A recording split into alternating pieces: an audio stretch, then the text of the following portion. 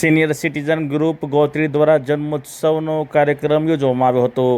વડોદરાના senior citizen અનિલભાઈ શ્રીવાસ્તવ અને ઘનશ્યામભાઈ રાવની યાદીમાં જણાવ્યા મુજબ વડોદરા શહેરમાં સંસ્થાના ભવનમાં એપ્રિલ માસમાં જે સભ્યોનો જન્મદિવસ આવતો હોય તેની ઉજવણીનો કાર્યક્રમ પ્રમુખ નરસિંહભાઈ ચૌહાણ, ઉપપ્રમુખ નૈશદભાઈ દવે, ઉપપ્રમુખ અજીતસિંહ વાઘેલા, મંત્રી રશ્મિકાંતભાઈ ભટ્ટ, ખજાનચી નટવરભાઈ લેવાના સાનિધ્યમાં ઉજવવામાં આવ્યો હતો. સૌપ્રથમ મનીષાબેન દવે દ્વારા પ્રાર્થના કરવામાં આવી હતી અને ત્યારબાદ સિનિયર સિટીઝન ગ્રુપ ગોત્રીના સભ્યો દ્વારા સુમધુર સંગીત પીરસી સભ્યોને મંત્રમુગ્ધ કરી દીધા હતા.